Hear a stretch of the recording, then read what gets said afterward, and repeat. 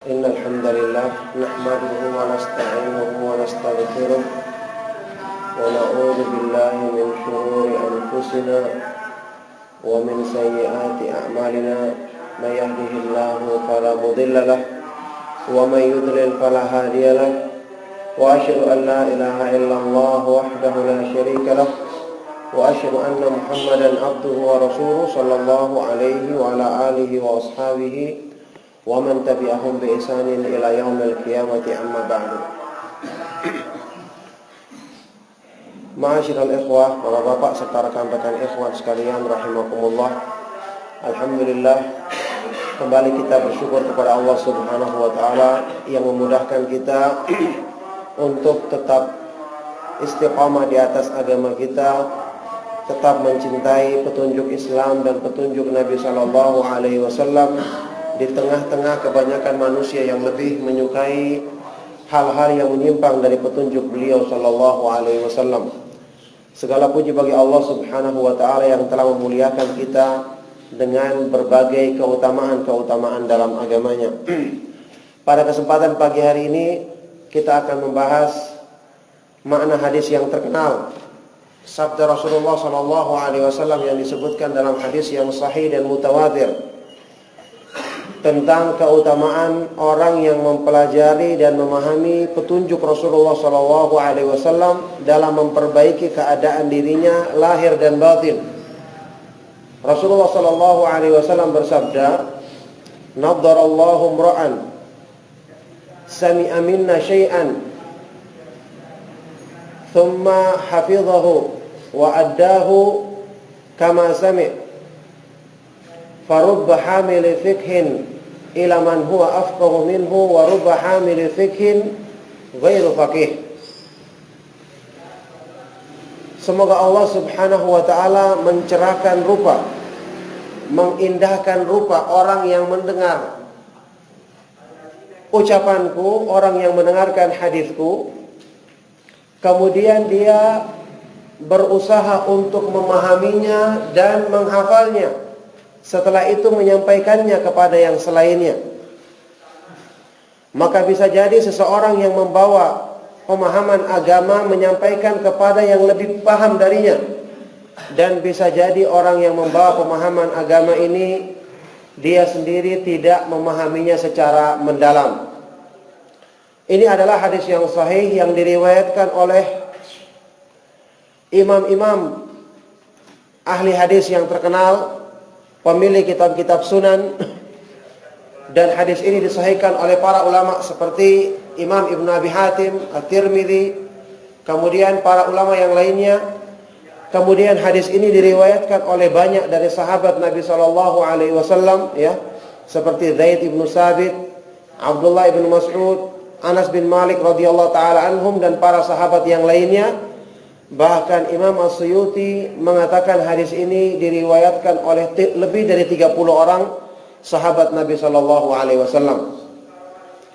Di sini Rasulullah sallallahu alaihi wasallam mendoakan kebaikan bagi orang yang mempelajari sunnah beliau, mempelajari petunjuk beliau, wahyu yang diturunkan kepada beliau dari Allah Subhanahu wa taala. Dan doa yang diucapkan oleh Nabi sallallahu alaihi wasallam tidak main-main, doa yang menyangkut kebaikan diri seorang muslim lahir dan batin. Bagi orang yang mendengarkan petunjuk Nabi sallallahu alaihi wasallam, didoakan untuk memiliki nadrah atau nadharah, kecerahan pada wajah, keindahan pada rupa, yang merupakan pancaran dari kenikmatan dan kemanisan iman yang dirasakan dalam diri seorang muslim. Dan doa ini diterangkan oleh para ulama itu benar-benar terwujud. Artinya orang-orang yang semangat mempelajari petunjuk Nabi sallallahu alaihi wasallam akan terlihat nyata dalam rupa mereka, penampilan fisik mereka, keindahan dan kecerahan. Sebagaimana Imam Al-Khatib Al-Baghdadi menukil ucapan Sufyan ibn Uyainah yang mengatakan, Ma min rajulin yatlubul haditha illa wa fi wajhihi nadharah. Tidak ada seorang pun yang semangat mempelajari ilmu hadis Nabi SAW, mempelajari sunnah Nabi SAW, kecuali akan terlihat pada wajahnya kecerahan. Kecuali akan terlihat pada wajahnya kecerahan. Dan memang yang namanya amal kebaikan dalam Islam secara umum, amal-amal yang sesuai dengan petunjuk Allah dan petunjuk Rasulnya, kalau diamalkan dengan benar, itu akan memperbaiki diri seorang muslim lahir dan batin. Sehingga hatinya menjadi tenang, hatinya menjadi bersih, wajahnya pun berseri-seri, wajahnya pun disinari cahaya. Ibnu Abbas, sahabat yang mulia radhiyallahu ta'ala anhu, dalam sebuah riwayat pernah mengatakan, Inna lil hasanati la dhiya'an fil wajhi, la nuran fil qalbi, wa dhiya'an fil wajhi, wa quwwatan fil jasadi, wa sa'atan fil rizqi, wa mahabbatan fi qulubil khalqi. Sesungguhnya perbuatan-perbuatan baik itu memberikan pengaruh positif kepada orang yang mengamalkannya, berupa cahaya dalam hatinya, kecerahan pada wajahnya, kekuatan pada fisiknya, kelapangan dalam rezekinya, dan kecintaan di hati makhluk terhadapnya, kecintaan di hati manusia terhadapnya. Jadi doa yang diucapkan oleh Nabi SAW dalam hadis ini memang maknanya adalah petunjuk Nabi SAW yang dipahami dan diamalkan dengan benar akan benar-benar memperbaiki kondisi seseorang lahir dan batin. Makanya di zaman para ulama salaf dulu, orang-orang soleh sebelum kita, jarang orang di antara mereka yang dikena penyakit yang macam-macam. Karena ketika hati mereka bersih, tenang kepada zikrullah, hati mereka disinari dengan cahaya, niscaya anggota badan mereka juga dengan sendirinya akan baik.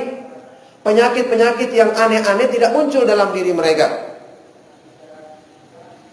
Kita ketahui bersama makna sabda Nabi SAW, ala wa inna fil jasadi mudghatan, idza salahat salahal jasadu kullu, wa idza fasadat fasadal jasadu kullu, ala wa hiyal qalbu. Ketahuilah dalam diri manusia ada segumpal daging, kalau dia baik maka akan baik semua anggota badannya, kalau buruk akan buruk semua anggota badannya, yaitu hati manusia. Nah intinya hati, semua penyakit-penyakit badan itu bersumber dari hati. Kalau hatinya tenang, hatinya bersih, hatinya selalu merasakan kedekatan kepada Allah, maka anggota badannya pun akan mudah untuk dalam kondisi yang baik, tidak dikena penyakit yang macam-macam. Dan inilah keutamaan orang yang selalu mengisi hidupnya dengan petunjuk Allah dan petunjuk Rasulnya Shallallahu Alaihi Wasallam. Makanya kita dapati banyak contoh-contoh dari para ulama salaf yang mereka itu meskipun telah berusia tua, ya, usianya sudah banyak, tetapi kondisi fisik mereka masih sangat-sangat kuat. Ada di antara para ulama salaf yang disebutkan, dia itu memiliki pedang, ya, ketika berjihad di jalan Allah, yang pedang itu bisa diangkat oleh dia sendiri, sementara orang lain yang mengangkatnya butuh 2 atau 3 orang, padahal dia sudah sangat tua. Ada lagi ulama lain yang dia itu ketika usianya sudah lebih dari 100 tahun, satu saat dia bisa melompat dengan lompatan yang jauh ketika sedang melakukan latihan berjihad di jalan Allah. Sampai-sampai orang-orang heran melihatnya. Dalam kondisi yang demikian dia masih bisa melakukan gerakan yang luar biasa. Ketika ditanya apa sebabnya, maka dia menjawab, hakadha hadzal jasadu hafidnahu fis sighar fahafidhahullahu alaina fil kibar. Demikianlah tubuh kami ini, kami jaga dalam ketaatan kepada Allah, kami jaga dari perbuatan maksiat sejak kecil, sehingga Allah menjaganya untuk kami ketika kami sudah dewasa dan sudah tua. Maka inilah fungsi dari petunjuk Allah Subhanahu wa taala, benar-benar memberikan kebaikan lahir dan batin bagi manusia. Sekarang kita perhatikan makna hadis tadi. Allah Subhanahu wa taala mendoakan kecerahan rupa, keelokan wajah, bagi orang-orang yang mendengarkan hadis, memahami dan menyebarkannya kepada manusia. Ini kata para ulama adalah al-jaza'u min jinsil amal, balasan dari jenis perbuatan. Kenapa? Orang yang mempelajari ilmu hadis, difahami, diamalkan untuk dirinya, disebarkan kepada keluarganya, kepada manusia tetangganya dan orang-orang di sekitarnya, berarti dia telah membantu menyebarkan sumber cahaya yang akan menerangi wajah-wajah manusia, memperindah rupa mereka, memperelok rupa mereka di dunia dan di akhirat. Karena di akhirat nanti orang-orang yang mengikuti petunjuk Allah itu ditandai dengan kecerahan. Wajah mereka putih berseri. Sebagaimana yang Allah Subhanahu wa taala sebutkan dalam firman-Nya surat Al-Imran. Yauma tabyaddu wujuhu wa taswaddu wujuh. Fa ammal ladzina swaddat wujuhuhum akafartum ba'da imanikum fadzuqul adzab bima kuntum takfurun. Wa ammal ladzina biyaddat wujuhuhum fa fi rahmatillahi hum fiha khalidun. Pada hari kiamat yang pada waktu itu ada wajah-wajah yang putih berseri dan ada wajah-wajah yang hitam muram. Adapun orang-orang yang wajahnya hitam dan muram, maka Allah berkata kepada mereka, apakah kalian kufur setelah beriman? Maka rasakanlah azab Allah akibat dari perbuatan kafir kalian sewaktu di dunia. Wa ammal ladzina biyaddat wujuhum, adapun orang-orang yang putih wajah-wajah mereka, fa fi rahmatillah, maka mereka ini hidup di dalam rahmat Allah yang mereka kekal di dalamnya selama-lamanya. Ibnu Abbas waktu menafsirkan ayat ini, beliau mengatakan tabyaddu wujuh ahli sunnah, yang akan memutih adalah wajah-wajahnya ahli sunnah, orang-orang yang semangat mempelajari hadis Nabi SAW, memahaminya, memperbaiki diri dengannya, kemudian menyebarkannya kepada orang-orang di sekitarnya. Jadi mempelajari ilmu hadis itu mengusahakan keindahan pada diri kita dan juga keindahan bagi orang lain, orang yang kita ajak ke jalan Allah, sehingga wajar jika mereka ini mendapatkan balasan yang setimpal, yaitu didoakan kecerahan pada wajahnya oleh Allah oleh Rasulullah SAW dalam hadis ini. Makanya ma'asyiral ikhwa fiddin rahimakumullah, ini jelas merupakan keutamaan besar, kemuliaan yang agung bagi orang-orang yang mengambil bagian dari mempelajari petunjuk Nabi SAW dan mengamalkannya dalam kehidupannya. Kemudian ma'asyiral ikhwa fiddin rahimakumullah, doa yang disebutkan dalam hadis ini,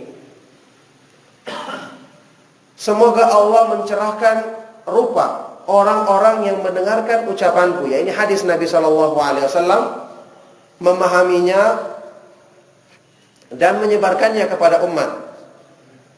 Diterangkan oleh Imam Ibnu Qayyim rahimahullah taala, arti mencerahkan rupa di sini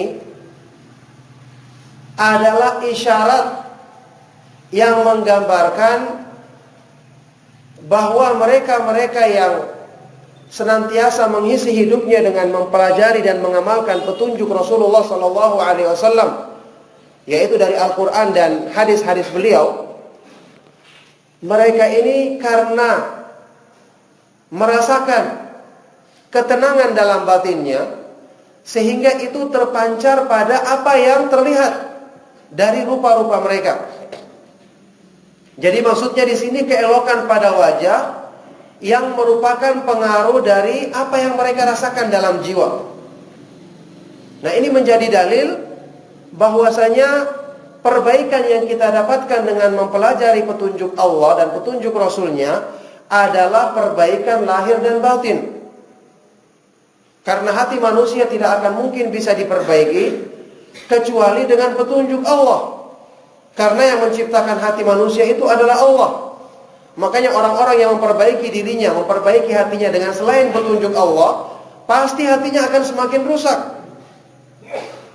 Karena Allah itu dia yang menghalangi manusia dari hatinya. Allah berfirman dalam Al-Quran, wa'lamu anna Allaha yahulu bainal mar'i wa qalbih. Ketahuilah bahwasanya Allah Subhanahu wa taala dialah yang menghalangi manusia dari hatinya. Jadi hati itu untuk bisa diperbaiki cuma Allah yang mampu, yang maha kuasa untuk meluruskannya, yang maha kuasa untuk memperbaikinya. Maka disinilah hanya petunjuk Allah yang diturunkan kepada Nabi-Nya Shallallahu Alaihi Wasallam yang benar-benar diharapkan bisa menyuburkan keimanan dalam hati, membersihkan kotoran-kotoran yang menghalangi manusia untuk dekat kepada Allah, dan menjadikannya senantiasa teguh dan istiqomah di atas agamanya. Makanya Rasulullah SAW mengumpamakan petunjuk yang beliau bawa dari Allah seperti hujan yang baik. Dalam hadis riwayat Bukhari Muslim, Rasulullah SAW bersabda, "Inna mathala ma ba'athani Allahu bihi minal huda wal ilmi kamathali ghaithin asaba ardan."